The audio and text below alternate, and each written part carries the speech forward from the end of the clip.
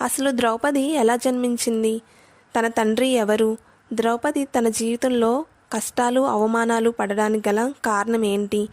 ఐదుగురిని ఎందుకు వివాహం చేసుకుంది? అతని యజ్ఞానికి మెచ్చి కుమారుని ఎలా ప్రసాదించారో దేవతలు చెప్తారు. ఒక కుమార్తెను కూడా ఇస్తాము నీకు, నువ్వు యాక్సెప్ట్ చేయాలి అంటాడు. అప్పుడు ద్రుపదుడికి అసలే అమ్మాయిలంటే ఇష్టం ఉండదు కదా, కుమార్తెలంటే చాలా కోపం వచ్చేస్తుంది. జీవితాంతం కష్టాలు పడే కుమార్తెను మీరు ఇవ్వగలరా? ఎప్పుడు అవమానాలని ఎదుర్కొనే కుమార్తెను మీరు ఇవ్వగలరా అని అంటాడనమాట కోపం. కుంతిదేవంటుంది, నేను ఏం నేర్పించాను మీకు చిన్నప్పటి నుంచి, మీరు ఎవరు ఏం తీసుకొచ్చినా కానీ అది ఐదుగురు పంచుకోవాలి అని చెప్పాను కదా, ఇదే నా ఆదేశం. ఐదుగురిని వివాహం చేసుకుంటుంది ద్రౌపది.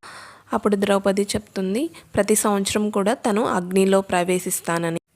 ఈ విధంగా ఐదుగురిని వివాహం చేసుకున్నప్పటికీ ద్రౌపది ఎప్పటికీ పతివ్రతే.